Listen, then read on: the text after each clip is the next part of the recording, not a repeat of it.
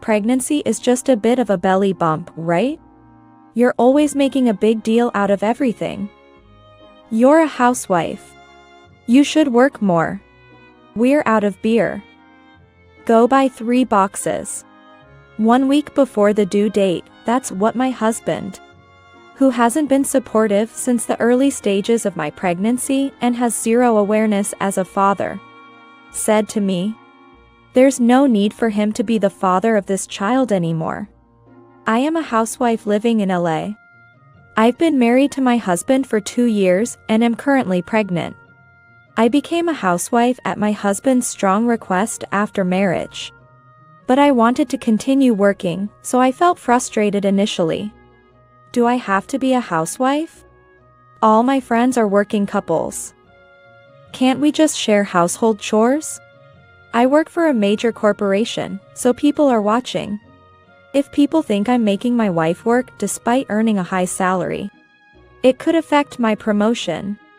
According to my husband, it's unacceptable for his wife to work because of societal expectations.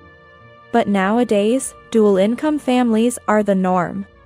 I can't see how my work would affect his promotion. I couldn't help but think he was worrying too much, but he wasn't receptive at all. Still, I decided to press the issue one last time. But I want to keep working. It should be fine if we don't tell anyone at your company, right? Wouldn't it be embarrassing to introduce you to my family? Well, as long as you do the housework as a housewife, it's fine. Protecting the family is a man's job. Leave it to me. Although I was a bit dissatisfied with his old-fashioned views, I perfectly managed the household chores as a housewife. My husband seemed proud of me and often boasted about me to his colleagues. She's a good wife. She even made some delicious snacks today. You're newlyweds and so in love. You've got such a wonderful wife, work hard to make her happy. Not just the boss, but also his juniors and peers often came over for drinks. So I had many sleepless nights, but as a wife, I supported my husband. Then one day, my pregnancy was discovered. I had always wanted a child, so I cried with joy. It's our long-awaited child. I'm so happy. We're going to be a family of 3, exciting, isn't it? My husband was as delighted as a child. And we spent our days looking forward to the new life about to join us. For a while, I did the household chores as usual, but after a month, morning sickness started. It was my first pregnancy, and I never imagined morning sickness could be this severe. Fortunately, my husband had a day off. Despite his tiredness, I was feeling unwell, so I decided to rely on him that day. Sorry. The morning sickness is making me feel heavy and lethargic. Could you please help with the basic chores today?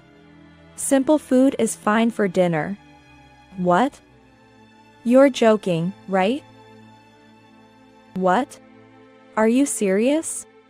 You're trying to push the housework onto me? No, it's not like that. But today, the morning sickness is terrible. That's just an excuse. Morning sickness isn't a reason to skip household chores, right? I work hard every day to earn money. Housework is not my job. But, still, I hate people who don't fulfill their responsibilities. You think making excuses is enough? Besides, ordering food costs money, so cook properly, okay? My husband insisted that I do the household chores as usual, despite my severe morning sickness. I understand that men can't experience pregnancy and might not grasp the difficulty of morning sickness, just like they can't experience menstruation. However, it makes no sense to me that he denies my suffering.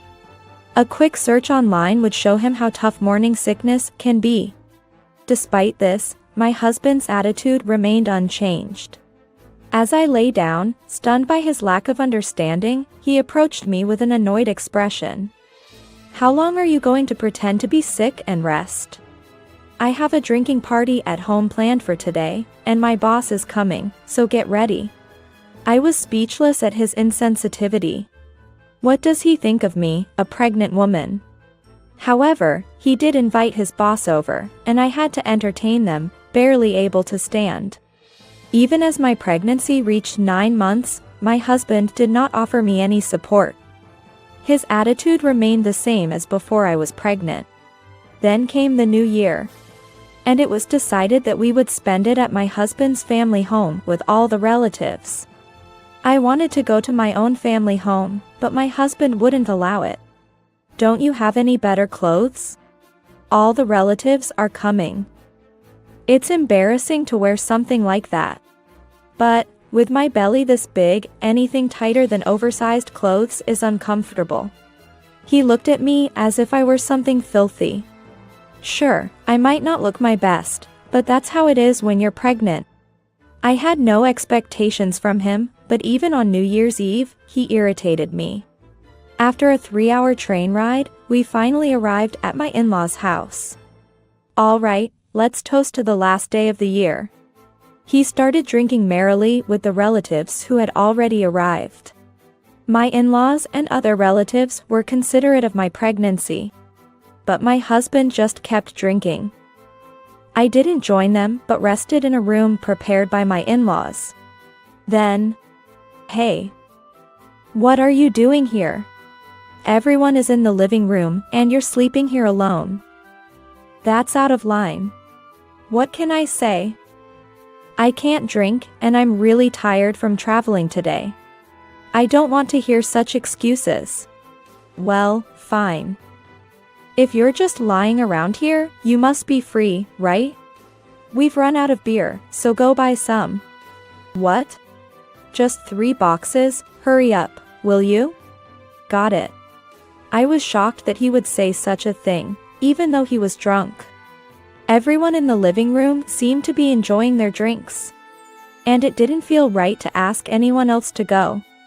Reluctantly, I had no choice but to obey my husband's demand, rather than his order. I sighed and said, I'll go buy it right now. Then my husband returned to the living room and I immediately left the house. Where are you going? It's quite late already. Just a quick shopping trip.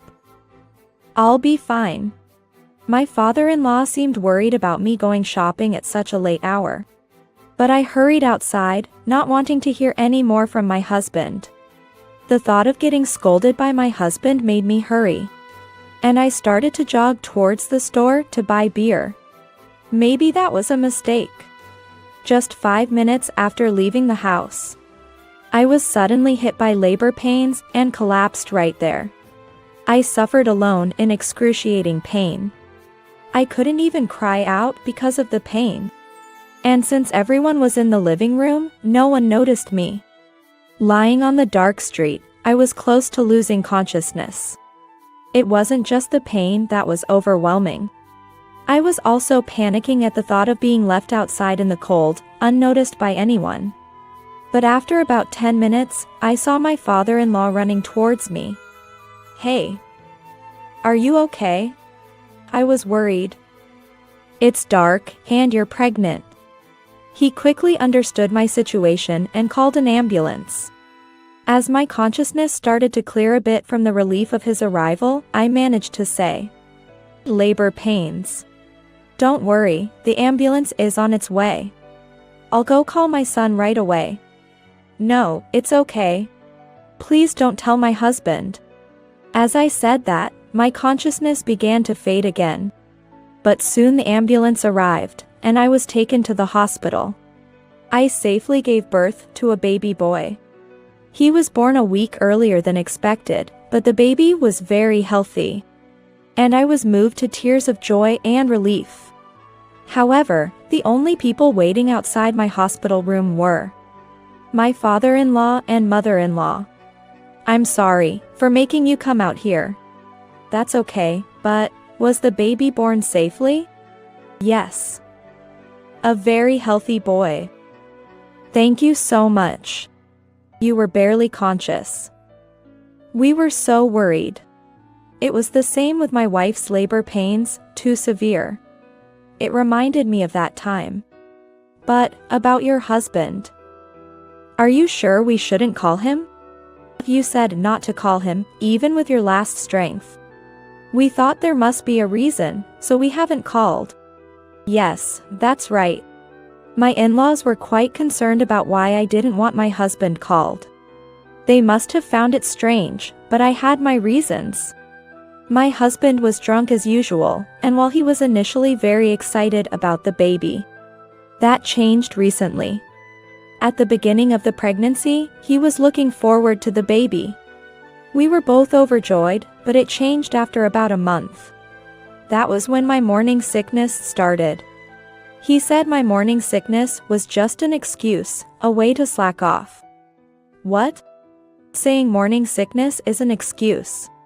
He can say such terrible things because he's never experienced it. I'm sorry. Even as my belly grew and I gained a bit of weight. He said I was exaggerating and that, as a housewife, I should fulfill my household duties. He hardly supported me as a pregnant woman. I thought about going back to my parents' house, but he said, "Who will do the housework if you're not here?" So I couldn't leave. That's why. I wanted to test him a bit. Testing? I went out for the errand because my husband asked me to buy beer, and I wondered. If I didn't come back without saying anything, would he worry about me? The due date is near. He should know that. That's what came to my mind in that situation. What? My foolish son asked you to go out for an errand. On this cold winter night. You should be resting at this stage of your pregnancy. What was he thinking? I thought something was odd. We told our son not to come home because you're pregnant. Really? I didn't know that. We thought you'd be uncomfortable in such a noisy environment. And you're already in your 10th month of pregnancy. Plus, it's quite a long trip to our house. Even if you came by taxi, it would be quite taxing on you. No. I didn't come by taxi. I took the train because a taxi would be too expensive. That foolish son of mine. I'm truly sorry. I apologize too. I'm sorry. So, has that foolish son of ours contacted you? Actually. I checked a while ago, but there's been no contact from him. Understood. Can you leave the rest to us? It's our responsibility as his parents too. We'll make sure he takes responsibility. For now, I'd like to stay and talk some more, if that's okay? Yes, of course. After that, my father-in-law returned to the family home. And my mother-in-law continued to listen to me. I hadn't told my parents about the emotional abuse from my husband and, of course, hadn't mentioned it to my in-laws either. As I had kept it all bottled up inside, the more I talked, the more I felt like pouring my heart out. The next morning, both sets of parents came to my hospital room. Congratulations on the birth. You did well. Thank you, Mom. We went to see the baby and chatted about everyday things. When we returned to the hospital room, my usually quiet father-in-law spoke up. Is it time? Yes. Please go ahead. With that, my father-in-law briefly left the room and then came back in. Behind him was my husband, his face swollen. Congratulations on the birth. Now I'm a father too. I have to step up. The moment he said that, my father-in-law slapped him without hesitation. My husband stood there, shocked, as silence fell over the room. Then, breaking the silence, my father-in-law began to speak. Don't you have something to say before that? I'm sorry for what I've done until now. I didn't mean to bully you. I just didn't know being pregnant was that hard. How many times do I have to tell you not to make such excuses? This foolish son of mine.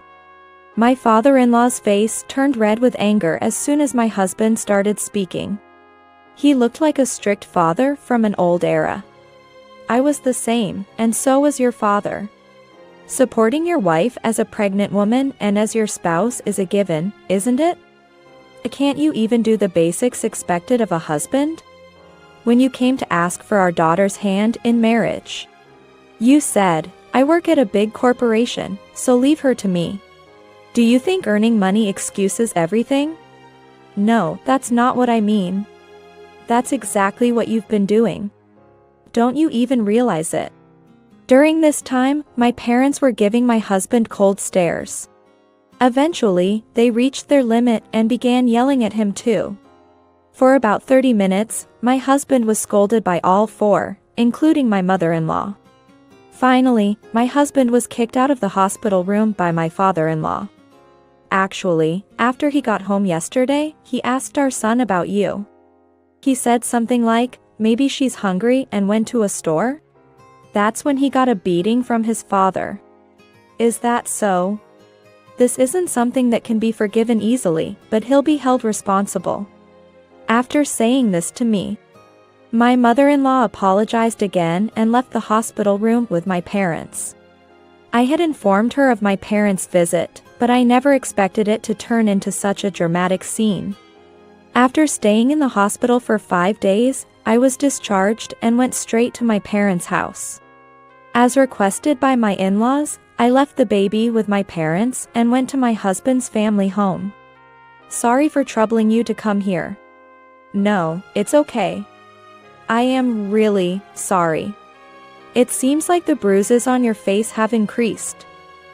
Or is it just me? I didn't do that. It was my brothers and other relatives. Turns out brothers raised in the same environment are alike. He got a good beating from them.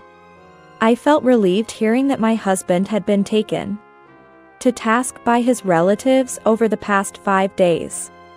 Well, that proves who was really in the wrong. I'm truly sorry from the bottom of my heart. So, can you forgive me? What? I've reflected these past 5 days. I'll be a proper husband and father from now on, please forgive me. A husband and father? Can you not joke about this? What? I'm going to divorce you and I have no intention of letting you see our son. As I said this, my husband's face fell in shock. I had already decided this the day after I gave birth, and my in-laws knew about it. I wouldn't let my son be raised by such a worthless person. I'll be demanding compensation for the emotional abuse and make sure you pay child support. And I'll be letting the people at the company where I used to work know about this. So don't worry. What? No. Don't make decisions on your own. We're not getting a divorce, right? And what do you mean, letting the company people know? Don't do anything strange. But you often brought them home for drinks. And they were happy for us when they found out about my pregnancy. I can't just get divorced and act like nothing happened, can I? You're going to ruin my reputation. What are you saying at this point? It's all your responsibility. I raised him as my only son with all my effort. But I never imagined he would become such a garbage-like person in society. Maybe he should live his life full of regrets. No way, that can't be true. And you're talking about divorce. What about the child? I haven't even held him yet. You expect to act like a father without having supported me during pregnancy and childbirth? What you did was just make a child irresponsibly. Can you not pretend to be a father? But that's all from me for now. Could you please take care of the rest? Thanks for coming all this way. While my husband was overwhelmed with despair, even hyperventilating a bit, I ignored him and went back to my parents' house. I sent a completed divorce form to my in-laws, and my father-in-law made my husband submit it. My ex-husband ended up moving back to his parents' house, under their supervision for a while. My in-laws covered the part of the compensation and child support that he couldn't pay. And they will keep an eye on him until he finishes paying. I've confirmed the transfer of the compensation and child support.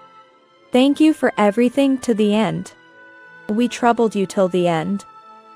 I'm truly sorry. From now on, we'll make sure our foolish son thoroughly reflects on his actions. His salary will go towards repaying me, and he won't have any free time. I think he'll learn his lesson. I see. Thank you. Even after the divorce, my in-laws remained on my side and planned to strictly discipline my ex-husband. My ex-husband contacted me wanting to see our son just once, but I ignored it.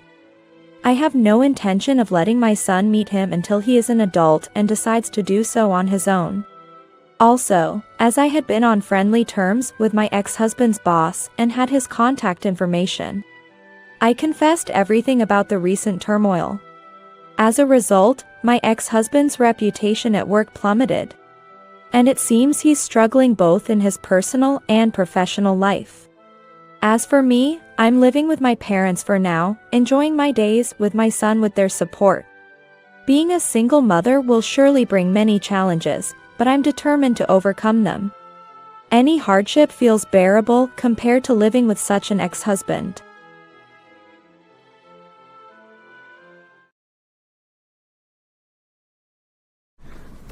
My husband usually falls asleep right away and comes home late at night. But this day was different. I'm not going to work from tomorrow. What? What are you talking about?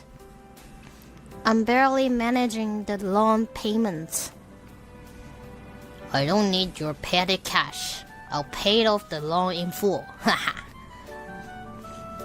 So, if you're going to say that much, that's it. Show me your spirit. My name is Ashley. I work as a full-time employee and lead a fairly busy life. I've been married to my husband, Steve, for 3 years. We bought our dream home a year ago, and now we live there together. A successful job, a home filled with our preference.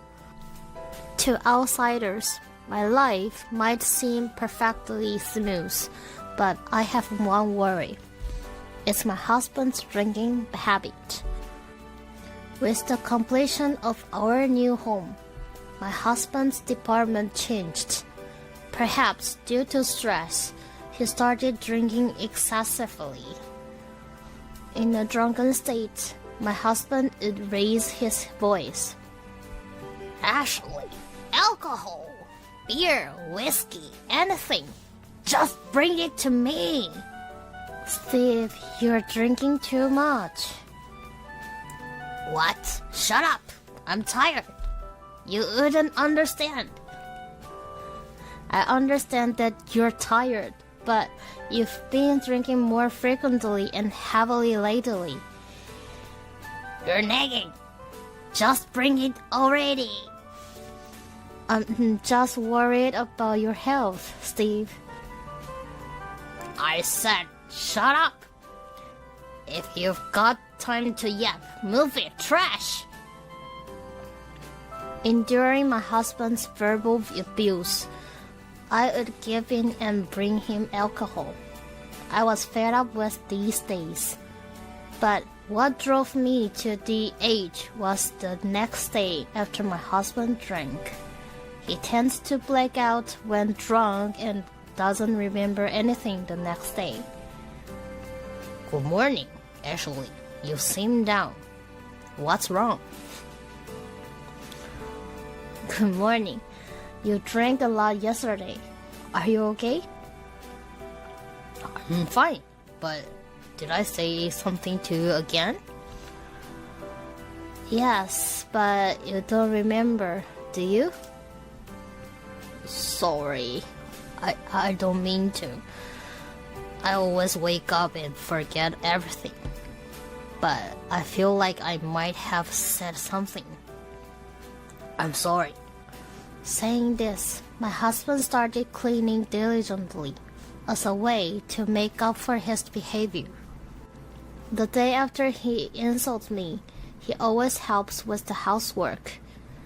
Every time I see him like this, I feel indescribable emotions.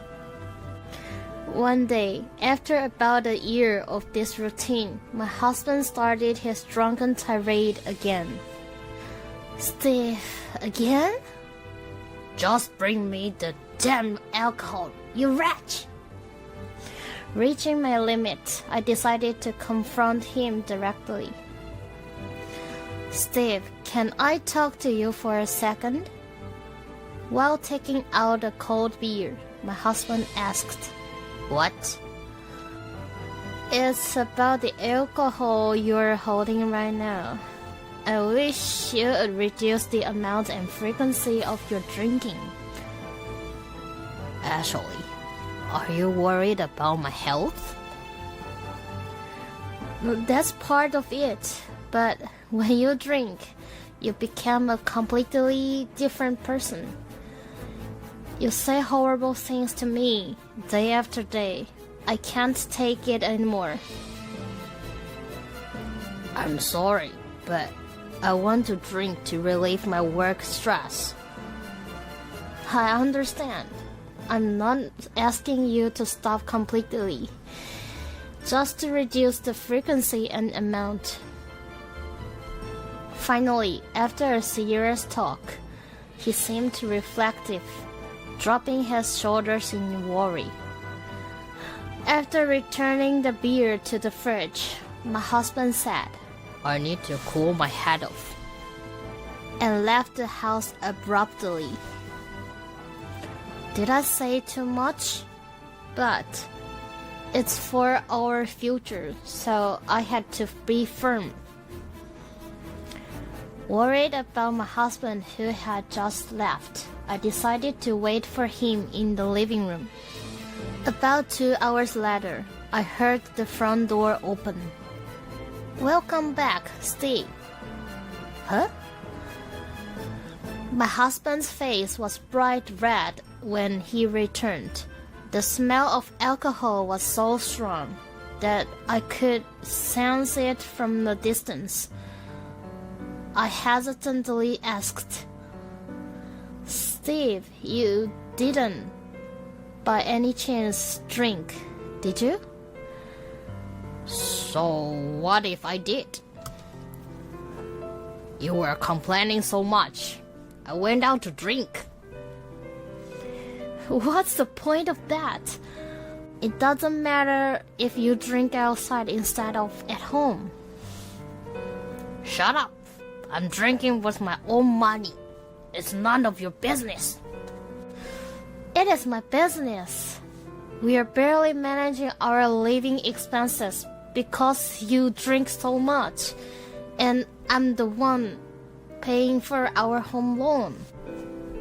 Huh. Acting all high and mighty over just $1,500 a month. Just $1,500.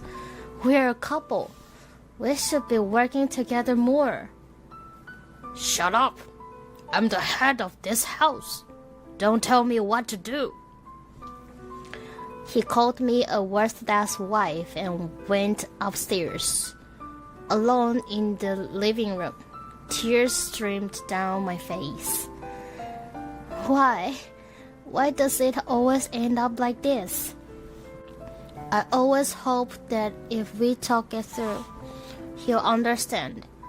But my expectations are always shattered. He shows no sign of understanding or changing.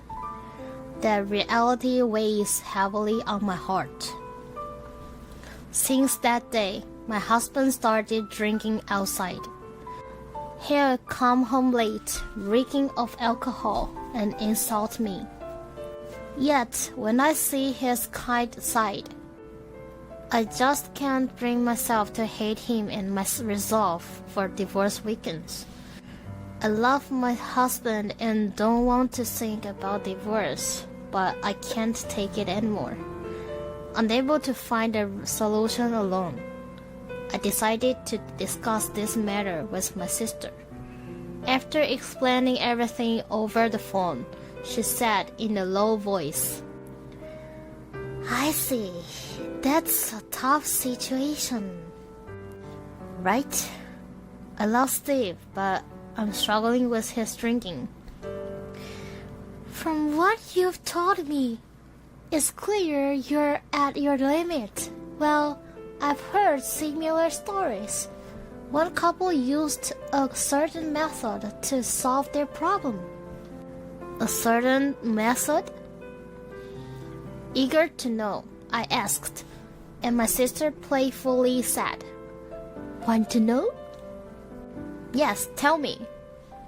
"All right, I'll let you in on the strategy." However, the strategy my sister shared could have been more impressive. "Wait, sister, are you sure that strategy will work?" "It's fine. A friend of mine got inspired by one story and it worked out. I'll help you too." I'm worried. On doing some research, the story is about a diligent wife and a lazy husband, where the wife, through her love and wit, helps her alcoholic husband recover from his drunken life. One day, the husband, drunk, comes home with a large sum of money, thinking he'll skip work if he has that money. The wife hides it. She convinces her inebriated husband that night's events were a dream, prompting him to reform and never repeat such an incident. The story fits the saying, "Drink, but don't let alcohol consume you."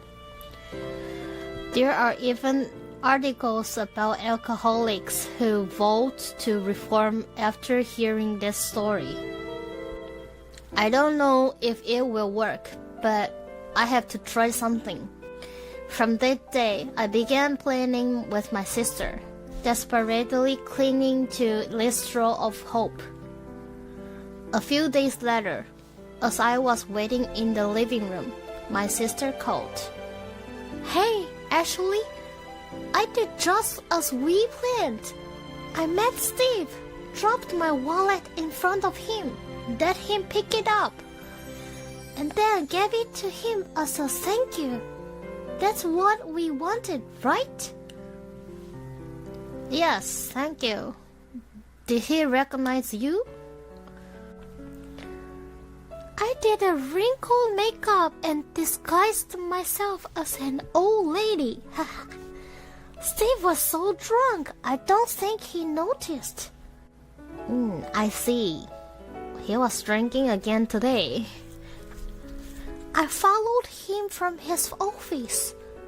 He went bar hopping to 3 different pubs and then fell asleep on the park bench. You're kidding. Does he always do that? Despite our ongoing plan, anxiety was already taking over me. Sensing my feelings, my sister confidently said over the phone, "It's okay. The important part starts now, right?" "Yes, but..." "Steve went back to drinking after I gave him the wallet, so I think he'll be home late. The rest is up to you, Ashley." "No, okay, I understand." With a final word of encouragement, "Good luck," my sister hung up. A few hours later, I'm home. My heavily drunk husband returned. "Welcome back. You have work tomorrow. Shouldn't you go to bed early?" Huh? Work? I'm not going to that anymore. Stop joking. We have our life to consider. Don't say you're not going to work. My husband grumbled with a flushed face. "You're so persistent." And then blurted out mockingly, "Anyway, I'm not working from tomorrow on." What? What are you talking about? I'm barely managing the loan payments. I don't need your petty cash. I'll pay off the loan in full. Haha. In full? That's impossible, right? It is possible. Look at this. He pulled out the wallet, showing me the cash and checks inside.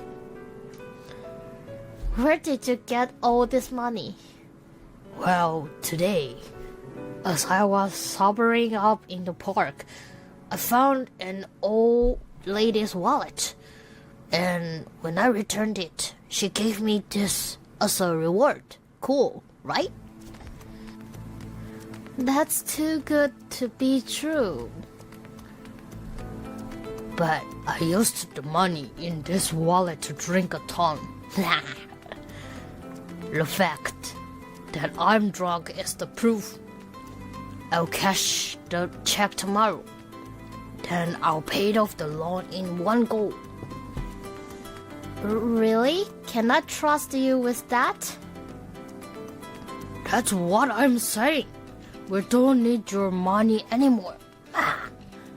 Okay, then I won't pay anymore. Sure. I'll have another drink then. He took a beer from the fridge and started drinking constantly. I headed to the bedroom, leaving my husband behind. Do people change that easily? It feels like things are getting worse. Everything depends on his reaction tomorrow. Feeling anxious, I forced myself to sleep. The next day, after hiding that night's wallet inside the house, I woke up my husband.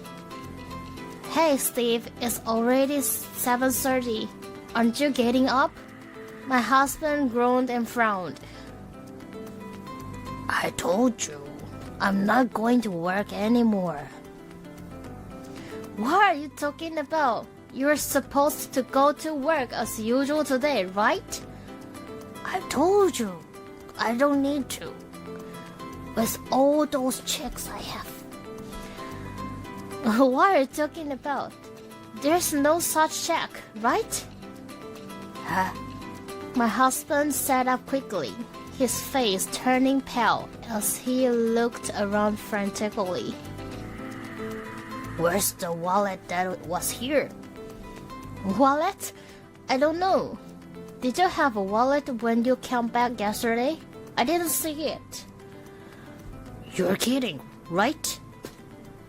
Was that all a dream? Barely suppressing my laughter, I confronted my husband. By the way, you said yesterday that you would pay the loan from now on. I can trust you with that, right? Not You said it, right? Don't tell me you don't remember. I remember saying it, but that was because of the check. That's what I'm saying. There's no such thing. What do you mean? The loan talk was real, but the check was a dream?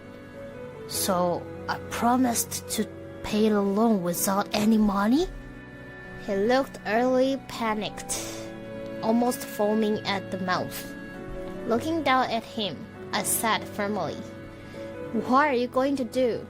I trusted and asked you because you said you would pay." Sorry, it seems I was dreaming. A dream? Do you think that excuse will work? I've been patient all this time. No matter how much I asked, you never quit drinking, did you? I even thought about divorce because our life got tough due to your drinking expenses. Since you said you would pay the loan, I thought. But if you can't pay, I guess there's no choice. Wait. Please don't talk about divorce. I love you, Ashley. You love me? Then why don't you consider my feelings more? When you drink, you become a terrible person, much worse than you think. There is... I want to be with you too, but if you continue to be consumed by alcohol, I can't stay with you.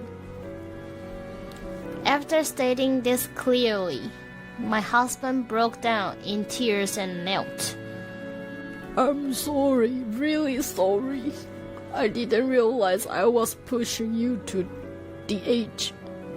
It's all because of the alcohol.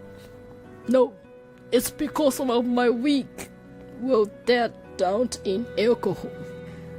Do you understand now? Yeah. I realized how shallow I was through this incident. I'll stop drinking. Actually, I'm truly sorry for everything. Saying this, my husband apologized deeply. Since then, he truly stopped drinking a single drop of alcohol and started coming straight home. As I declared, I stopped paying the loan, and all his drinking money went to the loan instead. He also helped with the housework as usual, which was a great relief. A year later, my husband focused on his job and made a successful career advancement. I learned later that although he was capable, his bad drinking habits at company parties had hindered his promotion. Furthermore, later on, we were blessed with a child we had always wished for. Our home is now truly in the state of smooth sailing. However, it's about time I would tell him the truth. One evening, when my husband returned from work, I decided to reveal the truth about that day a year ago. You know, Steve, there's something I need to talk about. Huh? What's up all of a sudden? Does this look familiar? When I showed him the wallet, he widened his eyes in shock. This is the wallet I got from that old lady. Why is this here? It wasn't a dream? Actually, that old lady was my sister. My sister-in-law? What does this all mean? I don't understand. I revealed everything to my husband. Back then, Steve, you changed completely when you drank alcohol. It was too much for me to bear. I felt bad for deceiving you like this, but I thought you wouldn't change otherwise. The check was fake, and it was all an act set up by me and my sister. I'm sorry for lying. Then, my husband smiled gently and rubbed my back. Why are you apologizing? Actually, I'm the one who should be sorry. Steve, I was able to change because of you. I'm sorry for making you go to such lengths. I was truly hopeless back then. It's embarrassing as a person. I won't ever make you feel that way again. Thank you, Steve. I'm happy to hear you say that. Now I can trust him. I know he's changed. I took out his favorite beer from the fridge. Offering it to him with a smile, I said, "Why not have a drink today, just for a change?" Is it okay? Of course. Thank you for holding out for a whole year. Seriously, I've been wanting to drink for a while. But when I handed him the beer, he paused for a moment and then set the can on the table. "Steve, what's wrong?" Aren't you going to drink it? I'd rather not.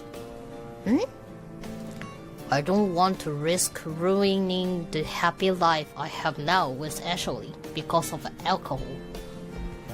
Steve, you have changed. I'm done being controlled by alcohol.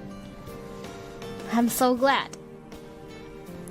Thus, despite many ups and downs, my husband successfully reformed. I'm sure we can lead a happy life together from now on.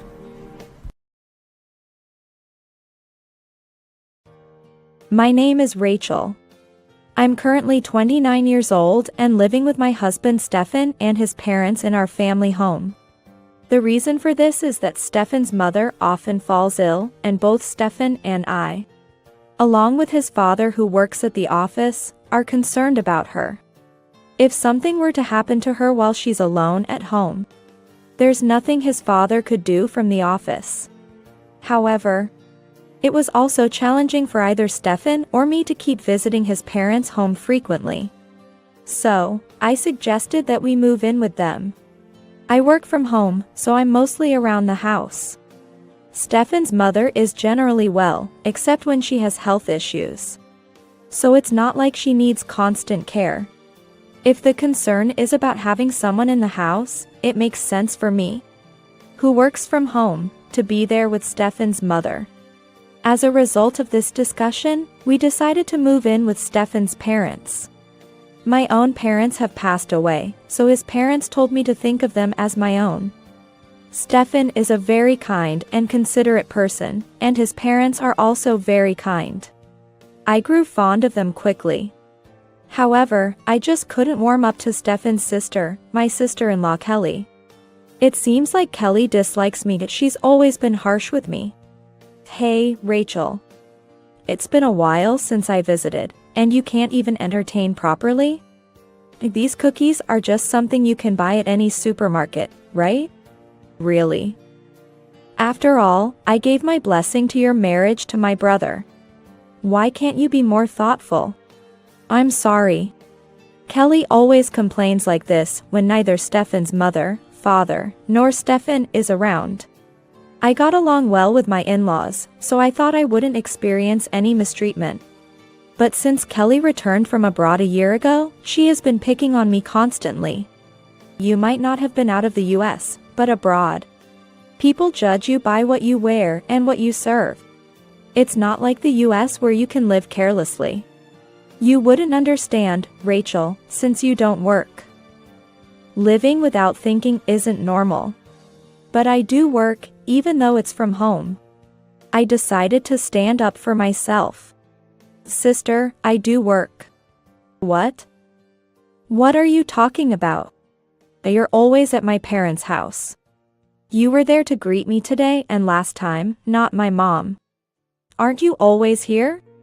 I work from home, so it's inevitable that I'm here. Work from home? Doing what? That can't be true. Working means like my brother Stefan, who actually works. I have been abroad, using that experience in my work. Are you saying your home job is like a house guard or something? That's the worst. Are you just unemployed? No, I'm not unemployed, it's just that we don't need unemployed people in our house. Until now, my parents and brother have been too kind to say anything to you. But don't think you can keep doing the same things. If you continue being unemployed, I'll kick you out of this house. Kick out. I'm serious. At this rate, unemployed people will take over our family home. Listen, find a job within a month or leave. After saying this, my sister-in-law left without even eating the snacks I had prepared. I was left pondering what to do next. This was the 5th time my sister-in-law had come to our house when I was the only one home. I have told Stefan every time she visits and what she says. Stefan has told me, if it escalates, let's discuss it again. Neither Stefan nor I paid much attention, thinking she would eventually get bored. But to call me unemployed and tell me to leave the house. I'm not unemployed since I am working, albeit from home. I'm not sure if explaining my home-based work will make her understand. I sighed. Now, I have to explain to my father-in-law and mother-in-law, who know my sister-in-law well, what she said to me. She talks about kicking me out. But she doesn't realize that the peaceful life in this house is because of Stefan and me. It's all so frustrating.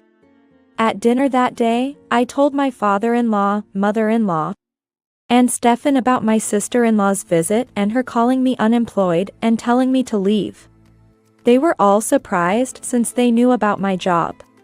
Eventually, my father-in-law sighed and said, "Okay, I'll talk to Kelly." However, his attempt to persuade her didn't go well. He reported back, looking dejected, "She blocked me on Messenger. Seems like she's also blocking my calls." Hearing this, my mother-in-law said determinedly, "I'll contact her next." But after a while, she said, "She's blocked me too." Finally, Stefan said, "I'll try talking to her, no harm in trying."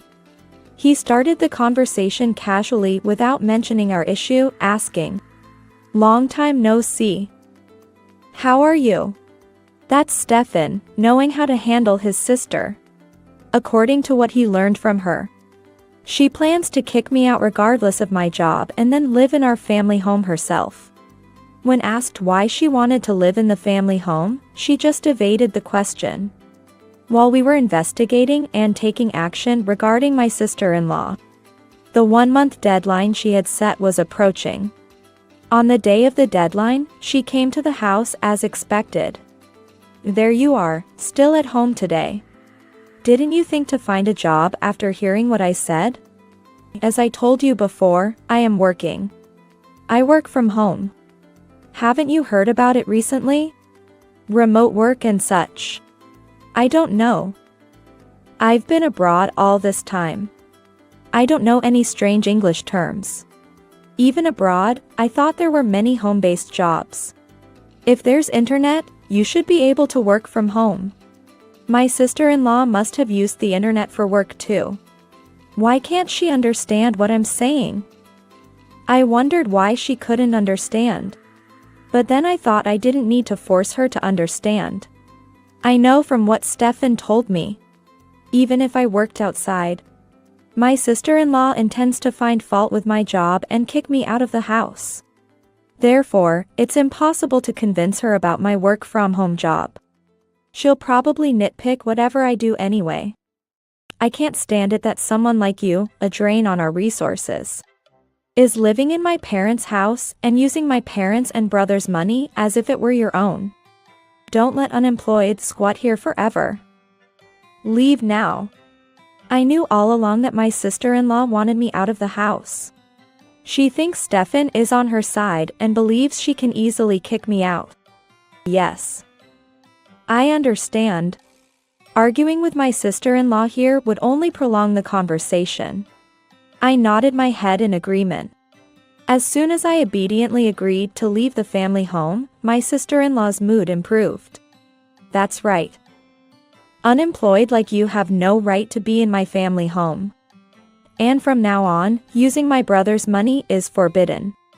He who does not work, neither shall he eat." My sister-in-law laughed loudly. Then, Stefan emerged from inside the house. Then, by that logic, the one with the least right to eat here would be you, sister. My sister-in-law froze and gradually paled at Stefan's sudden appearance. "Why is Stefan here? Shouldn't you be at work today?" My sister-in-law always came when she knew I was the only one at home. My father-in-law and Stefan are usually at work on weekdays. And my mother-in-law goes to a cafe with her friends every Monday. She always timed her visits to our house accordingly. In other words, being at home at that time meant encountering my sister-in-law.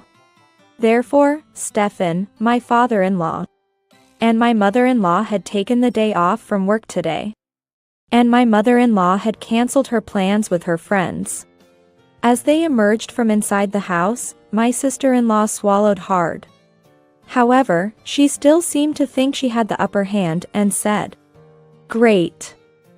Once this unemployed woman is gone, the four of us can live together again, just family. My mother-in-law sighed upon hearing this. What are you talking about? You never even cared about us. What? When I fell ill 2 years ago, you were in the US, not abroad. You never visited me once. What are you saying? I was always abroad. We've long since known that's a lie. My sister-in-law's face grew pale. We had hired a detective agency to investigate her actions. What we found out was that she had never been abroad. She pretended to be abroad and thus never returned home. Apparently, she had lied about living abroad to everyone except her close friends. I always thought you were vain, but I didn't realize it was to this extent. As my mother-in-law sighed, my sister-in-law glared at me, her face turning red. Because you've always been here, I couldn't come back to my family home. So, it's best if you leave this house. Get out of my house quickly. I understand.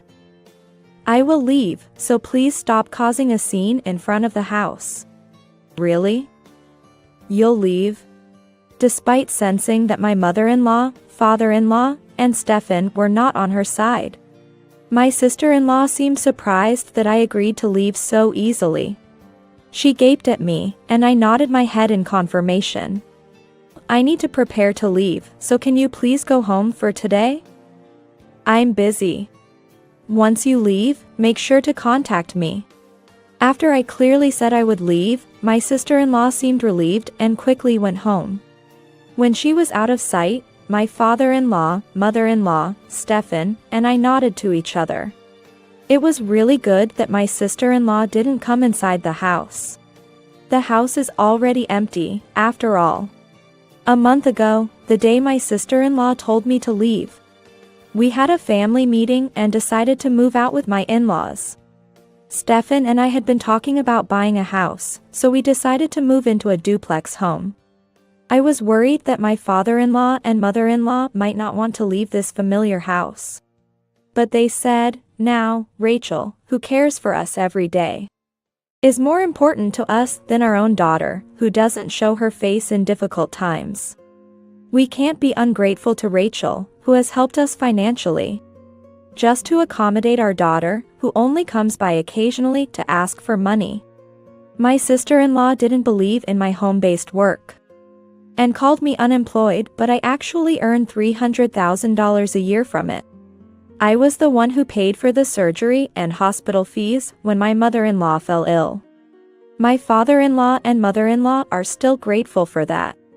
I decided to pay for the maintenance of this house and asked my father-in-law and mother-in-law to prioritize their health, while Stefan's money was saved.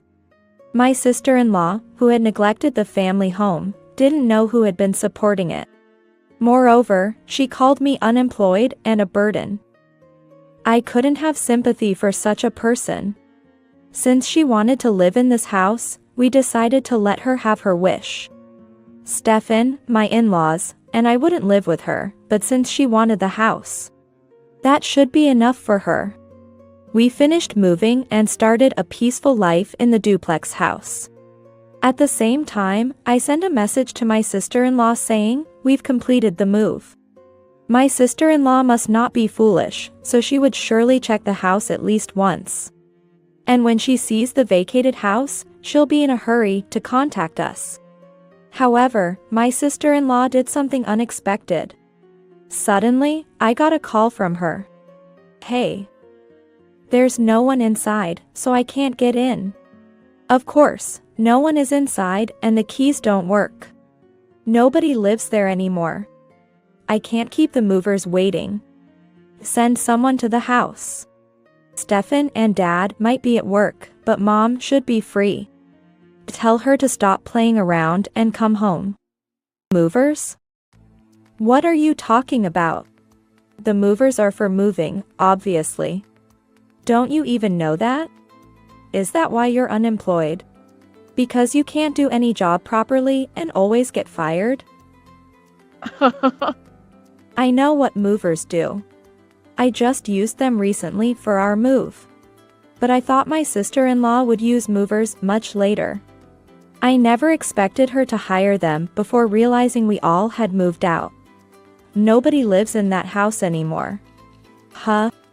Stefan, my father-in-law, mother-in-law, and I have already moved to our new house. If you wanted to live in that house, you need to make a contract. I was thinking of introducing you to a real estate agent. You can't live there yet, since you haven't made a contract, right? My sister-in-law raised her voice over the phone. What? What are you saying? I thought I could live in this house from today. So I vacated my old rundown apartment. I can't go back there now. That was a bit hasty. Enough. Stop it already.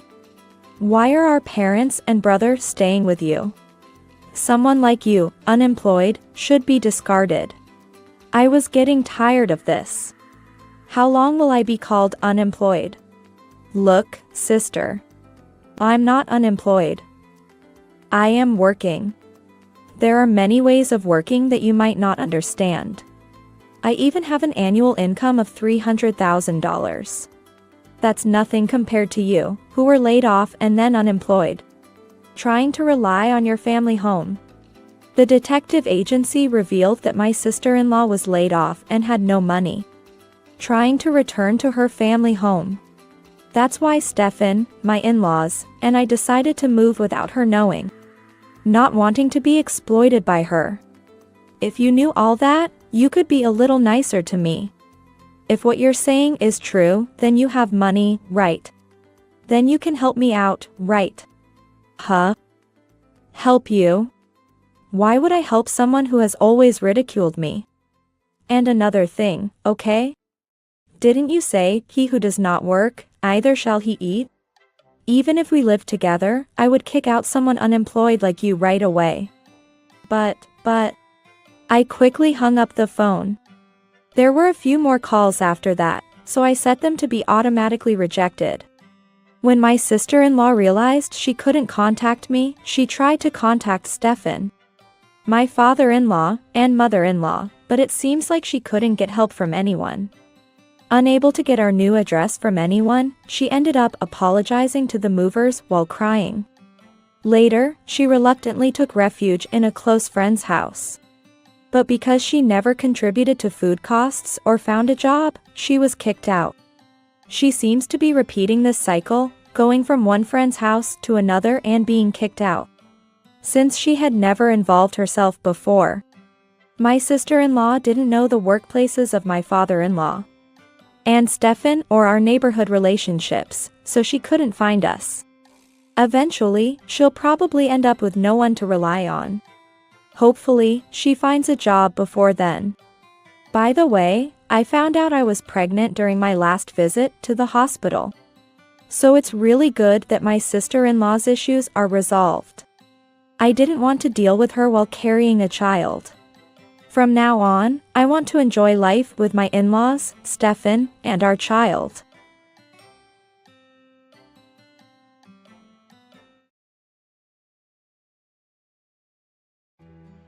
I've filed for divorce. As compensation, I'll take the house, Jack said, lounging in the living room when I returned from a long business trip. The house was in a terrible state, just as I had expected. With a messy living room littered with garbage and a kitchen reeking of bad odors. With unwashed dishes everywhere. Finally fed up with him, I simply responded, "Fine." He seemed to expect resistance and was momentarily stunned. But soon looked relieved and began to jump around saying, "Really? I'm not leaving this place. It's you who should leave." I looked on with cold eyes, secretly smirking to myself. People who toy with others' hearts deserve a taste of their own medicine. My name is Rebecca. I'm 37 and run a popular matchmaking business. I started my business at 25 and have connected with many people. But amidst the busyness and joy of work, my own marriage prospects were bleak. By 35, I had resigned myself to possibly never marrying. That's when I met my current husband, Jack. Our meeting was purely coincidental. I was dining with a friend and Jack happened to be sitting at the next table. Acquainted with my friend. We ended up drinking together and hit it off. Impressed with my business, Jack kept saying, "Wow, that's amazing." I felt proud of my work and didn't mind his admiration.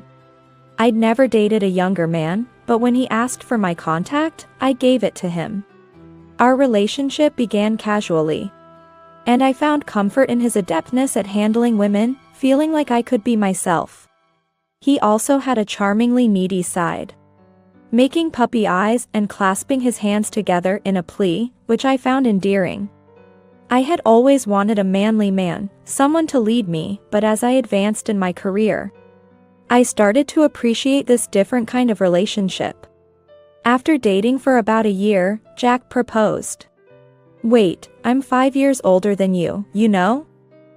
Is that okay?" I blurted out impulsively. "It doesn't matter," he replied as usual.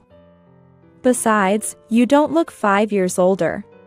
As he complimented me and I was feeling good about it, he added, "There's one troubling thing I need to confess. If you're uncomfortable, feel free to reject my proposal," he said with sad puppy eyes, stirring my maternal instincts. I told him, "We'll overcome anything together. That's what marriage is." And he brightened up, calling me wonderful and holding my hand, making me feel very tender. In hindsight, I played right into his hands. His confession was about being a divorcee with unpaid property division, leaving him without savings. I was surprised to learn he was divorced, as I had no idea.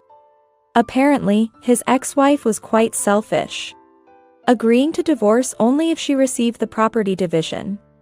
I felt terribly sorry for Jack, seeing him as a victim of such a brazen woman. Fortunately, I had the financial means to help, so I replied with a smile. "It's okay, we'll overcome this together." Helping someone is also a kind of pleasure, it seems. He was very grateful and promised, "Once we're married, I'll dedicate myself to you." However, it didn't take long to realize that his words were a complete lie. To spare him the embarrassment of having no savings, I suggested, "How about living in a new house, maybe my family home? My parents are moving out." The family home is an old single-family house in an upscale neighborhood, a bit away from downtown LA. My elderly parents found it cumbersome to maintain, and expressed a desire to move into a more convenient apartment in New York City because they enjoy going to the theater. When he saw the family home, he instantly fell in love with it, exclaiming with great joy, "I can't believe I get to live in such a magnificent house. The house is in my name, so don't worry. It was to be my inheritance anyway." He thanked me profusely, and we began our new life. However, his sloppy habits soon became apparent. He wouldn't throw away trash, left clothes everywhere, kept the bathroom light on, and never cleaned up after baths. Living with him was like living with a 5-year-old. I hate messy rooms, so at first, I cleaned up after Jack myself. But gradually I ran out of patience. "Hey, enough is enough," I scolded him sharply. "I told you to put the trash in the bin." He sulked like a child and retreated to his room. How unpleasant he is.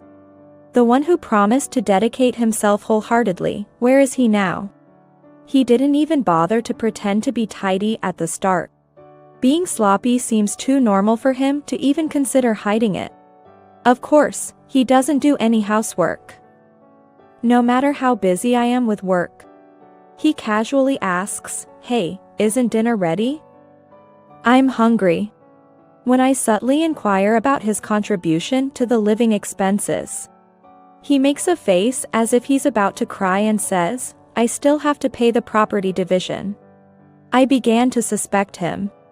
Would a regular office worker like him really be burdened with such high property division payments? Yet, believing I trust him, he asks, "Could you lend me some money? I'm struggling this month because I treated my juniors At first, I obliged, but as he became too reliant, I asked him to keep a household ledger. He reacted hurt. Don't you trust me? I'm shocked you think that way. I couldn't stand it anymore, and one day I firmly told him. Actually, I don't earn that much. I'm barely managing the living expenses. So, don't expect any allowance. His obvious disappointment was evident as he turned his back on me saying, "What?" His behavior worsened afterward. Not only did he not improve his habits, but he also started drinking every night, making a mess, and not coming home. I complained to my mother that this marriage was a mistake. She had initially opposed the marriage and advised me, try to endure for a year. Effort to come together is necessary. Then I'll listen to your story. She also pointed out, as a marriage consultant, it wouldn't look good for you to divorce so quickly. I felt tears of frustration, thinking this must be part of Jack's calculation. I cursed myself for not seeing through his kindness before marriage, but now it was too late. As a small consolation, I wrote my name on a divorce paper and stored it in the bedroom drawer, gritting my teeth every time I looked at it, thinking, after a year. Time flew, and a year passed. I had to go on a business trip for about a week to open a new branch. Jack, unusually cheerful lately, saw me off saying, "That's tough, have a good trip." Returning home, Jack was lounging in the living room and started yelling, "You were thinking of divorcing me?" I found the divorce paper in the bedroom. How cruel to talk about overcoming together and then think of divorcing. That was. Before I could say anything, he showed his sad face. "Don't make excuses. Do you know how shocked I was?" He confidently declared. "I filed for divorce. I'll take the house as compensation." I couldn't grasp the situation for a moment, exhausted from the trip. When I asked, "You filed for divorce?" he laughed mockingly, thinking I was troubled. "Yeah, probably. Who else would marry a nagging old maid like you?" As I prepared to retort, the messy living room, the kitchen reeking with unwashed dishes, and the overall dreadful state of the house caught my eye. The thought of cleaning it up made me feel weary. If I divorced, I wouldn't have to deal with this anymore. I wanted to jump for joy. But I kept a serious face and asked, "So, about the compensation?" "Of course. I thought I married a businesswoman, but you're broke. No decent allowance, it's practically a fraud." Jack openly admitted it was a marriage for money, now that there was no need to hide. I felt the last of my feelings for him blow away. He continued, "Also, it's for the mental anguish I suffered from you in the past year. Nagging about chores, tidying up, demanding a household ledger. That's an invasion of privacy. Think about a man's dignity. If I were the breadwinner and he were the homemaker, this would be normal. But Jack stubbornly insists he's the victim." I realized talking was useless and simply said, "Fine. All right." He seemed surprised by my lack of resistance and asked, "Really? I can have the house?" I firmly replied, "If it means cutting ties with you, the house is a small price to pay." Jack momentarily looked hurt but quickly recovered, ranting, "A woman who can't get a man is talking big. Fine, really. I won't leave this place. You're the one who should leave." Thinking I might change my mind, he excitedly searched for movers, thrusting a phone number in front of me and saying, "Call them now." I shrugged, "There's no need to rush. I'll leave soon. I have a moving company I use for business. I'll ask them." I contacted them and, by chance, they could come the next day with an all-inclusive package. Jack, thinking he was lucky, joyously said, "I'm relieved I don't have to see your face anymore." His obliviousness to what awaited him made me struggle to contain my laughter. I temporarily stored my furniture and belongings in a storage unit, and started living in a hotel until I found a new place. It was a lifestyle I had wanted to try, so after transferring the house ownership, I forgot about Jack and enjoyed a luxurious life. Returning to a beautifully cleaned room every day and dining in bars and restaurants. I recovered from my business trip's fatigue and felt motivated to work hard again. Then, 5 days after leaving the house, I casually checked my private phone to find 100 missed calls from Jack. I had been busy with work and hadn't paid much attention to personal calls. After calling back my parents to apologize, I learned why Jack called and decided to ignore his calls. All within my expectations. Eventually, unable to bear it, Jack showed up at my office, yelling at the reception. "Hey, get the boss out here." He was restrained by security guards. The thought that he was my ex-husband was embarrassing. As a marriage consultant, having a failed marriage was terrible for my reputation. Thinking this was part of his plan, I reluctantly told him where I was staying and sent him home.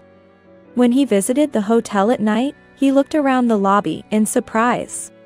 Seeing me, he asked, "What's this luxury hotel? Aren't you broke?" I replied coolly, "I just didn't have money to waste on someone who loafs around without contributing." Biting his lip, Jack asked, "So really, how much do you make a year?"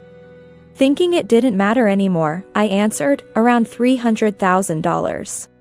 He jumped from his chair in shock. $300,000? It's none of your business anymore. We're strangers now. So, what do you want?" As I tried to move the conversation along, he hesitantly presented a document. It was a land lease contract with my parents as the landlords. This was sent to the house. "I can't possibly pay $5,000 a month." Hearing his trembling voice, I burst out laughing. "Of course, you can't. I said I'd give you the house, but I never said anything about the land, did I?" Jack clenched the document, looking frustrated as I laughed. The house was in my name, but the land has always been my parents'. I explained with a chuckle. "So, I lived there for free under a use agreement. But if a stranger like you lives there, it naturally becomes a rental. If you stay without permission, that's property usurpation, right?" Jack banged on the desk in frustration. "This is like a trap. It's outrageous to say, if you can't pay, get out." "Well, what can you do?" I feigned concern, deliberately furrowing my brow. Jack grumbled unintelligibly. "Why not sell the house then? There's no need to be attached to that place, right?" When I made this seemingly light-hearted suggestion, Jack, having consulted a real estate agent, ranted. "They said it's too old, being 70 years old, and unsellable. Demolish it and sell the land," they said. "But the land isn't mine." I chuckled, "Well, that figures. Nobody would want to buy it, especially after paying for demolition." That's exactly what they told me. The location is good, but there are other properties available. Originally, my parents planned to demolish the house and sell the land. But they gave it to me cheaply when I, as their married daughter, said I wanted to live there. I alone had thought of renovating it in the future. So, Jack, by getting the house from me, is stuck with either continuing to pay $5,000 rent or bearing the cost of demolition, which should be around $20,000 for a 160 yards reinforced concrete structure. Essentially, he ended up with a house that costs a fortune just to own. Realizing this trick, he bombarded me with calls. Frustrated, he ruffled his hair. "Why didn't you tell me? I'm in such a mess because of this." "I didn't know," I replied with a laugh. "You asked for it, right? I didn't want it that much. It's her fault." Suddenly, he clammed up, realizing his slip. I smiled and teased. Maggie, right? She's remarried. Hasn't she?" Jack went pale, sweating profusely. "How do you know that name? Did he think I knew nothing?" I heard from a friend that you were seeing her even before marrying me. When I pulled out a detective agency's report showing photos of him with this Maggie, he snatched it away in panic. No use taking it. I have the data. Jack, confused, pleaded, please, keep this a secret. What is he thinking? There's no way I can keep it secret. You two will receive a claim for damages next week. Be prepared. Jack gasped for air, looking like a fish out of water. The cost of demolishing the house and paying for his affair. I wondered where he would find the money. Then, he blamed Maggie. It's her fault.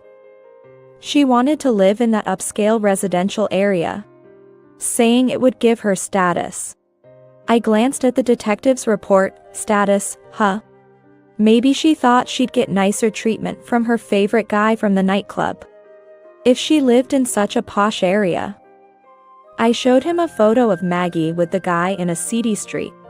He was shocked, not knowing this. But she was a lady. Indeed, a fine lady. Working at a club, right? Jack couldn't even sit properly anymore, slumping to the floor, knees shaking. So, when I said I couldn't live in the house anymore, she stopped contacting me. She thought you were rich. Makes sense if you spent all your salary on fun. And the story about paying compensation after a divorce was a lie too. Realizing how much I knew, he was at a loss for words. Bored, I yawned. Well, I'm going to rest now. As I stood up, Jack suddenly said, I was wrong. Please, give me another chance. I won't cheat again, and I'll do the chores and tidy up. Such a disgraceful scene in a luxury hotel lobby. Disappointed, I spoke to the front desk. Excuse me, this man is harassing me. Could you call the police? Hearing the police, Jack sprang up, screaming, no, no, no, and ran off. He won't come near here again. Later, I heard Jack divorced Madoka and took a loan for the demolition. There were rumors he ended up on or was forced onto a deep-sea fishing vessel. But I don't know the details. As for me, I bought a new apartment in LA and enjoy my elegant single life. At work, I receive reports of many new couples being grateful for their happiness. Maybe I used up all my marriage luck on my job. But seeing happy couples makes me feel good too. Not a bad life, I think.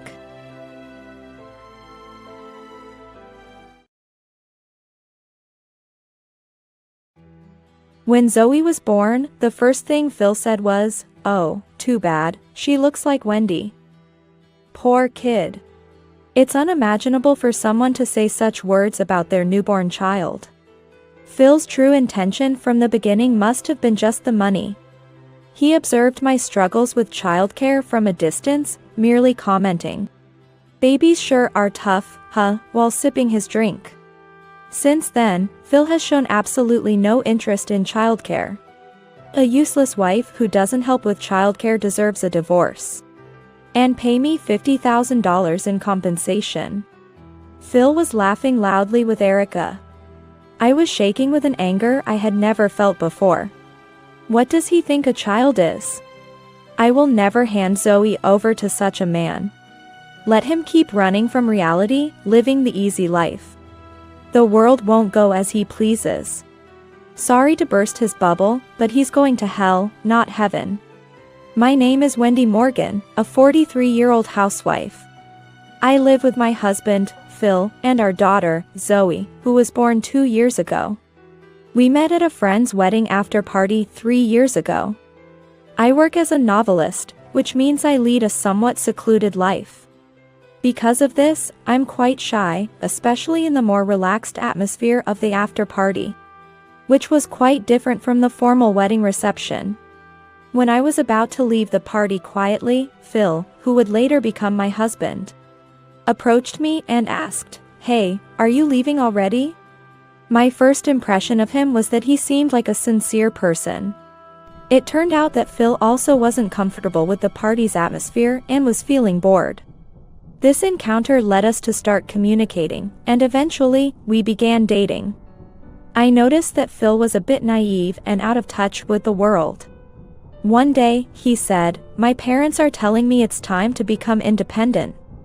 I guess it's understandable since I've been living abroad, right? I'm still not used to life here, it's kind of scary. Phil was younger than me, already 35 at the time, and certainly an adult. Despite his international experience, he seemed a bit sheltered. However, his innocence and naivety stirred my maternal instincts. Before I knew it, I had invited Phil to live with me, and we started a cohabiting life.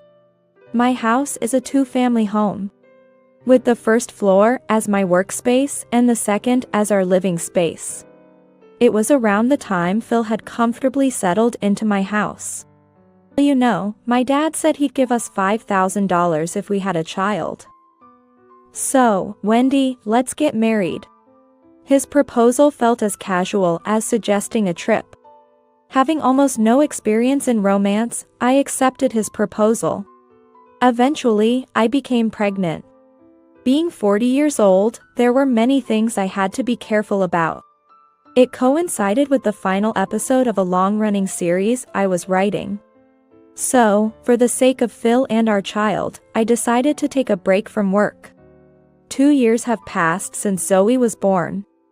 Zoe has entered the terrible twos, often crying and resisting everything. I try my best to satisfy her needs, seeing it as a part of her growth. Wendy. Zoe is so loud I can't sleep. Can you make her quiet? One evening, Phil appeared in the living room and said so. It was just past 8 p.m. Phil had been out drinking at a company party the night before, and had gone straight to work from there. He was understandably exhausted. "I'm sorry. I think she'll settle down soon." I wanted to blame Phil for not coming home and instead going out to drink. But calming Zoe was my priority. If Zoe calmed down, Phil would be satisfied too. "You've got it easy, Wendy. You don't work and just stay at home. You only have to do household chores and take care of the child. I have to work every day." After saying that, Phil returned to the bedroom. I don't know where he picked up that phrase, but it has become his standard line lately. As a father who doesn't participate in childcare, Phil's words feel like a cliché to me, and I'm weary of them. When he learned I was pregnant, Phil was overjoyed. "Yes. Wendy, we did it. This means we get $5,000. Although I didn't want to hear such words. Phil quickly reported the pregnancy to his parents and seemed to have received the $5,000. He was as happy as if he had received a bonus. Common sense would suggest that this money from his parents was meant as a celebration gift. Typically, such money would be spent on things like baby clothes or milk. But Phil unhesitatingly pocketed it for himself. Despite this, I made sure to prepare a return gift for my in-laws using my own money. Phil is, for better or worse, naive and lacks common sense. Additionally, he seems to lack the skill to consider other people's feelings. The first words he said when Zoe was born were, "Oh, too bad, she looks like Wendy." Poor kid. It's hard to believe these were words for his newborn daughter. Phil was truly focused on the immediate $5,000 from the start.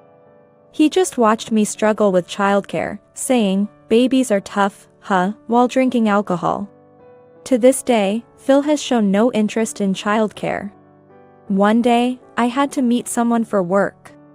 Although I was on break, I wanted to prepare for my return by discussing a new project with my publisher. I called my parents to ask if they could take care of Zoe. Hearing this, Phil said, "Huh?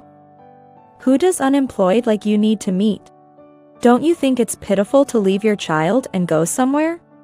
Terrible mother, the worst. This is what they call unfit to be a mother." His words were harsh. Even I couldn't help but retort. "Then why don't you look after Zoe? I'm sure she'd rather stay with her dad than go to her grandparents." Phil visibly distorted his face in response. Don't be ridiculous. Why should I have to spend time with the kid? I'm busy, I don't have time to look after a child. Busy, he says, but he's probably just going to the casino. Disgusted with Phil's words, I decided to stick to my original plan and leave Zoe with my parents. My father would come to pick her up in his car, as their house was a bit far away. However, since my father always drinks in the afternoon, I usually have to go pick her up myself.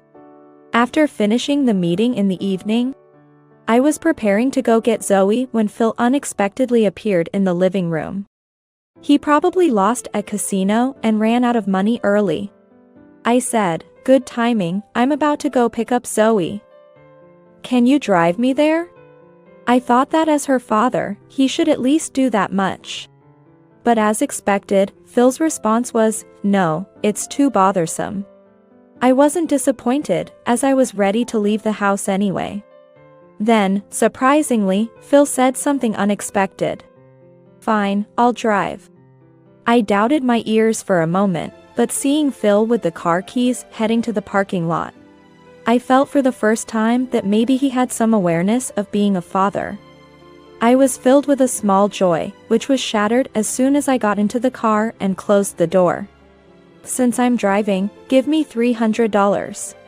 He said this, extending his hand. So, this was his intention. My heart sank. I couldn't refuse now that I was already in the car. Zoe was waiting at my parents' house. With no other choice, I handed over the $300. Thanks. Just a little more and I would have won. Trust me, I'll win. He started the car, humming as if about to break into song. In hindsight, maybe it was a mistake to ask Phil to drive. We spent the drive in silence. As we were just a few kilometers from my parents' house, Phil's phone rang. He picked it up and started checking the messages. Phil, be careful. It's dangerous. You should park the car before checking your phone. As I warned him, Phil continued to look at his smartphone screen while driving. It's usual for me, I'm used to it. It's fine. He said this and even seemed to be replying to a message. Then, I felt the car subtly veer to the right. Watch out. I thought. Just as I saw the concrete barrier of the central reservation looming in front of us. Phil hastily turned the steering wheel. With a loud crash, the car came to a halt. I remember the airbags deploying and feeling a sense of pressure. As I heard distant sirens, I lost consciousness. When I regained consciousness, I found myself in a hospital bed. I tried to move a little.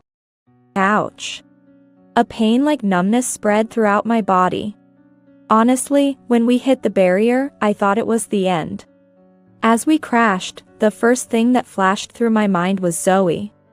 I wondered how Zoe was doing. Was she safely at my parents' house? I hoped Phil hadn't done anything strange. Right, what about Phil? As I looked around with just my eyes, a woman asked me, "Are you looking for your husband?" When I moved my gaze towards the voice, I saw a woman in the hospital room. "You are from today's meeting." Yes, she was the new representative from the publishing house I had a meeting with today. Her name was Janet Bradley, if I remember correctly. "Mrs. Morgan, your husband had minor injuries. So after treatment and examination, he went home. It's terrible, isn't it? Leaving without even visiting your room while you're in this condition." Janet seemed more upset than me. Apparently, she had called to thank me for the meeting today. But since the call came after the accident, someone at the hospital had taken the call and explained the situation to her. The hospital staff asked if it was okay to explain the situation to me. "Mrs. Morgan, you nodded strongly even though you were almost unconscious. You're too devoted to your work." Janet said this with a smile.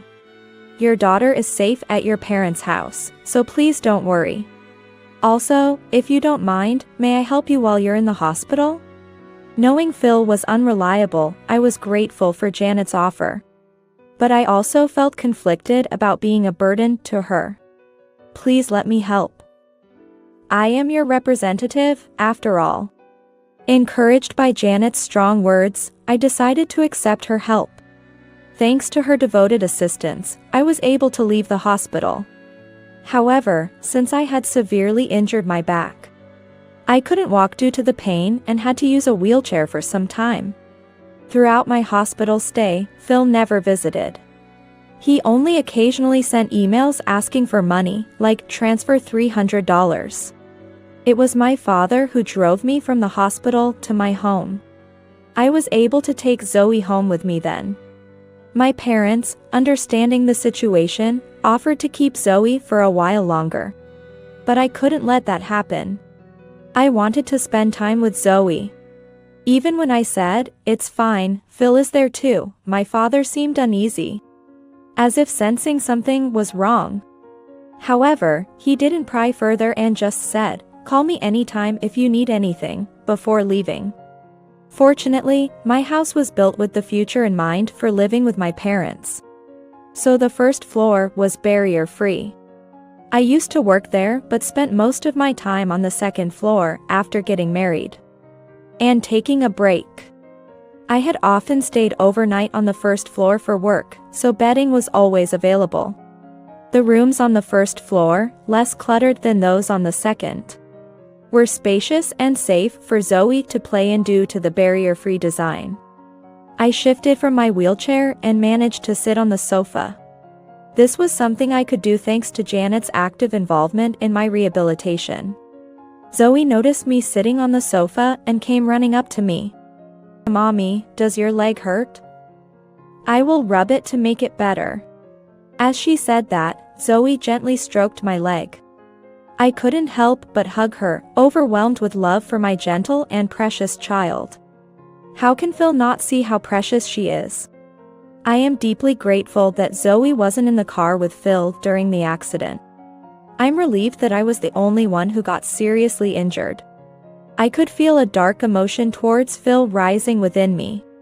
For my sake, and more importantly, for Zoe's sake, I started to think about our future life with Phil. The day after I was discharged, Phil came to the room on the first floor. He had a bandage on his forehead, probably from an injury he sustained during the accident. "Huh, this part is also my house?" I thought it was just a two-story apartment.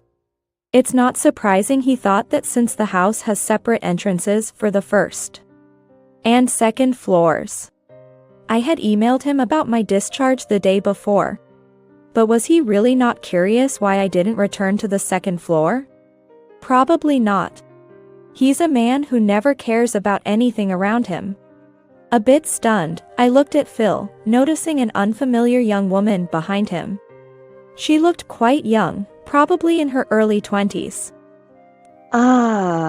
This is Erica. She's young and cute, right? Totally different from Wendy. Sorry to spring this on you suddenly, Wendy, but I want you to leave this house. I'm going to marry Erica. His abrupt demand left me dumbfounded. However, the moment I saw the young woman, I had imagined this possibility. Then Phil began to talk about something even more outrageous. "You know, I've been thinking. That day, I drove because of your errand. And we had an accident, right? So, I'm the victim who got dragged into this. You're the perpetrator. Your injury might be self-inflicted, but mine is completely collateral, right? So, I'm going to claim compensation from you." I was speechless. How could he even think like that? I wanted to see inside Phil's head. Plus, Erica is a nurse. She's nothing like the unemployed Wendy. She works and doesn't hesitate to spend money. She's the best woman, Phil said, hugging Erica. Seeing them, I felt no jealousy, only revulsion. Then Phil said something utterly ridiculous. "Also, I'll take Zoe. There's some kind of allowance for having a child, right? Wendy, you're cunning, keeping such a good deal to yourself. Children are surprisingly useful. You always left Zoe at your parents', right? Such a terrible mother. I'll definitely get custody since you're in a wheelchair now. If I weren't in a wheelchair, I might have lashed out at Phil for saying such absurd things. My fists clenched on my lap, trembling. Zoe, sensing something, clung tightly to me. A useless wife who doesn't do childcare deserves a divorce. And pay me $50,000 in compensation. Phil and Erica laughed together. I trembled with a rage I had never felt before. What does he think children are? I would never hand Zoe over to such a man. Let him keep running from reality, living the easy life. The world won't bend to his will. I'm sorry to burst his bubble, but he's going to hell, not heaven. I will never forgive him. Ignoring the foolish couple laughing loudly, I took a piece of paper from the chest on my work desk and handed it to Phil. Fine. Here, a divorce form. Phil looked confused for a moment but then laughed again. You're quick, Wendy. Don't forget about the $50,000. All he ever talks about is money. I sighed the deepest sigh of my life internally. All right, $50,000. Just to be clear, this is for the accident that was my fault, and it's compensation for that, right? Phil, pleased at the prospect of getting money, nodded vigorously. Exactly. It's your fault I was in an accident. Despite my astonishment, I kept the conversation calm. Then, I'll send the official documents later. Make sure to sign them along with the divorce papers. And I'll be taking care of Zoe. I won't hand over her custody to you. That's non-negotiable. I said this, looking earnestly into Phil's eyes. Overwhelmed by my firmness, Phil replied, Okay, I give up on Zoe. When I think about it, she doesn't really like me and isn't cute. I didn't tell you, but Erica is pregnant. So, we don't need Zoe. I'll get another $5,000 from my dad. I wondered if he ever considered how Zoe felt being called not cute by her father. I didn't want Zoe to hear any more of Phil's hurtful words, so I urged her to go to the back room. Phil, are you really okay with this? I asked Phil for final confirmation. Huh? Of course, I am. Wendy, you should leave this house as soon as possible. And don't forget to transfer the $50,000 soon. Phil and Erica said this and went back to their room upstairs. I called for Zoe. She came running to me and hugged me tightly. Mommy, will Zoe and Mommy always be together? Zoe looked worried. I hugged her tightly to reassure her. It's okay, we'll always be together. I decided to stay with my parents for a while. I moved my work desk and all other furniture from the first floor to another place. Soon after, I received the signed agreement for the compensation and the divorce papers from Phil at my parents' house. He really is a naive man. His straightforwardness was what attracted me to him initially. But now there's no love left in my heart for him. I can ruthlessly let him fall into hell. It was about a month after I left the house. I noticed the vibration of my smartphone while taking a break from my new manuscript. I had been so absorbed in my writing that I hadn't noticed. But there were dozens of missed calls from Phil on my phone. I was expecting him to contact me soon. I didn't want to talk to Phil, but I had no choice but to answer. Yes? What's up? I could hear Phil's unusually panicked voice on the other end. Hey, Wendy. What the hell is going on? Some guys are here trying to take all the furniture and saying they're going to demolish the house. I couldn't help but burst into laughter, finding Phil's frantic voice amusing. Hey. Wendy, don't laugh. Get over here right now. This isn't going to end well for you. Phil hung up the phone abruptly. He cut off the call himself. even though there was no guarantee I would answer again or agree to go there. He's such a foolish man, not thinking ahead. However, I needed to show him hell, so I decided to go to Phil. Zoe is currently attending nursery school. While I was considering how to get there, the intercom at the entrance rang. It was Janet Bradley. "Ms. Morgan, are you going somewhere?" I explained the situation and that I was going to see Phil. Then Janet said, "In that case, Ms. Morgan, let me accompany you. I'm sure I can be of help." She helped me into the car and drove me to Phil's place. During the drive, Janet revealed a shocking truth to me. I was convinced of many things and, in a way, eager to see Phil. When we arrived at the house, movers were busy taking out the furniture. As soon as Phil saw me, he rushed over. "Hey. What's happening? Is this your doing? Do something about this." Phil was full of bluster until he saw Janet getting out of the car, then his face went pale. "Long time no see, Phil." Janet revealed that she was Phil's real sister. I was surprised when I heard this in the car. They were almost estranged, she said. "We shouldn't talk standing outside.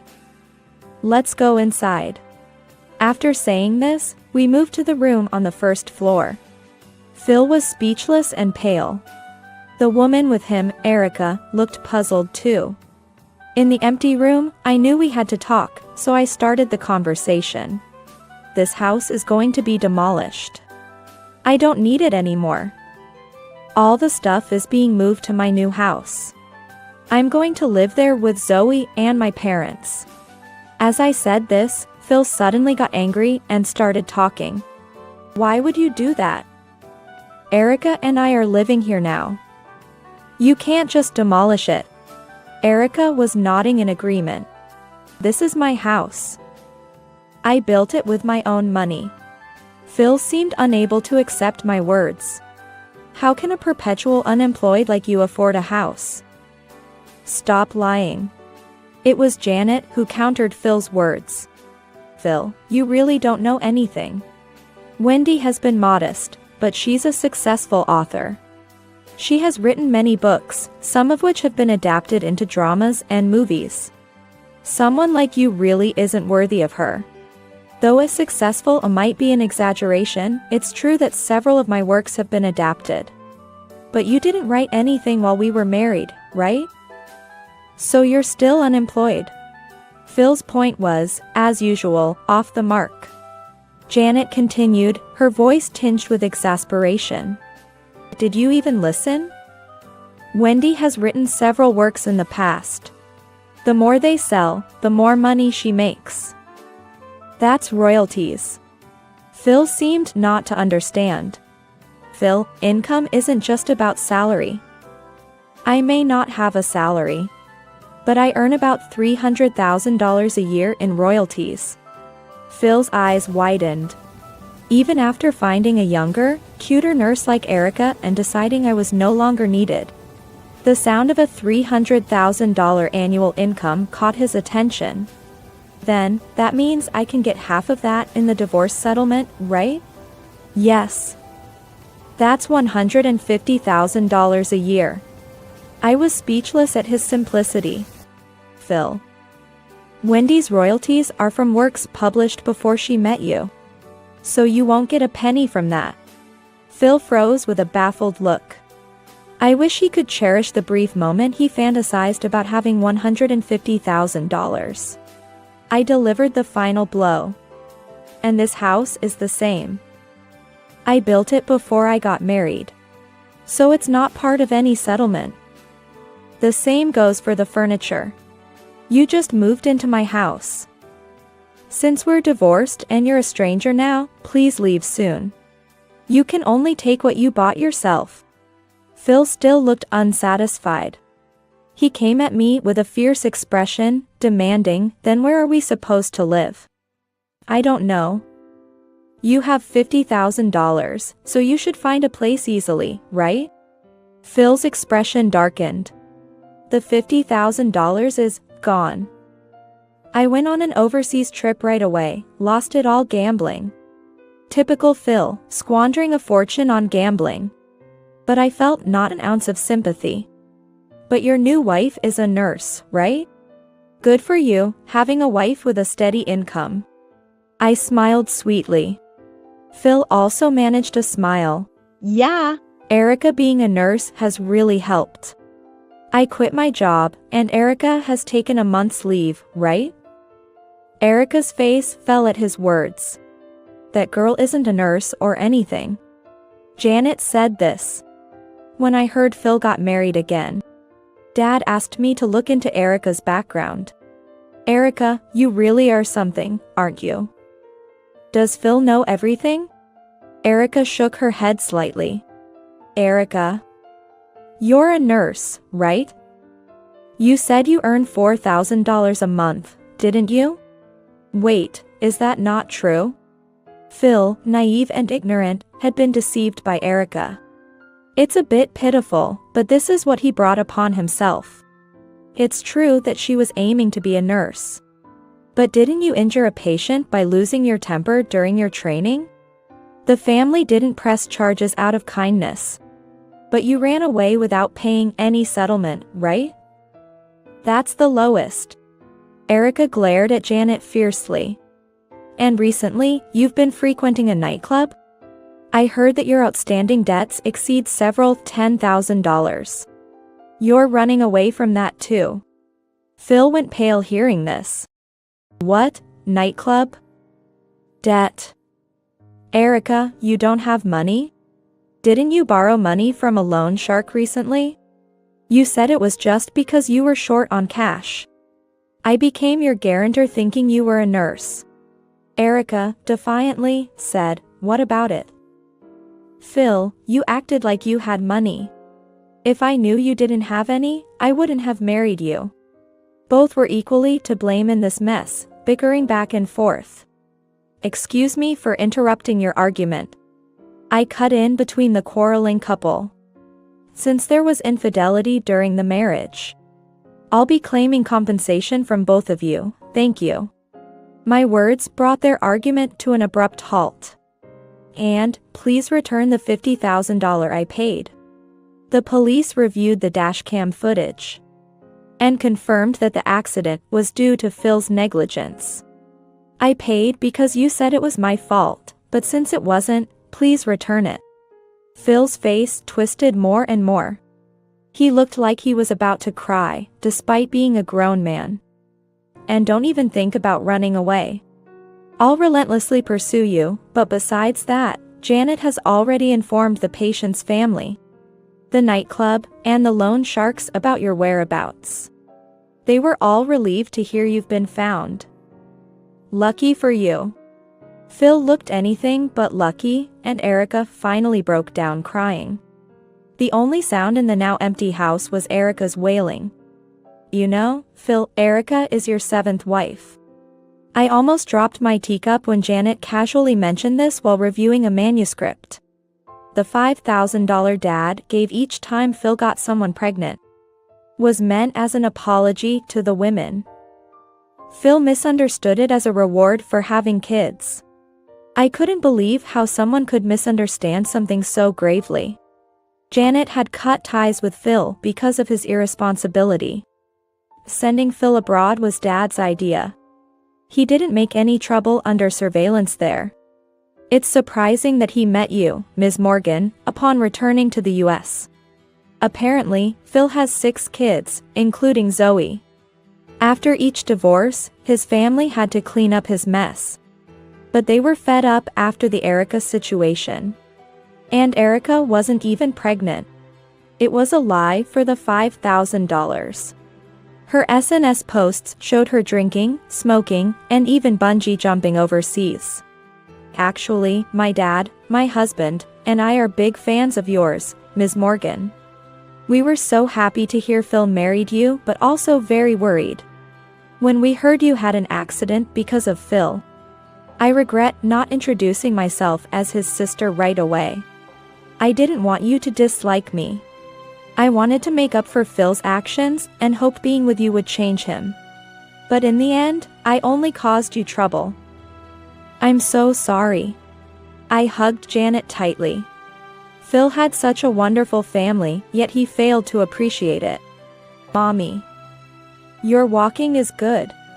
After a long rehabilitation period, I was able to walk slowly on my own. Janet still helps me with my writing and daily life. Phil is now working hard to pay off his debts, living under his father's supervision with Erica.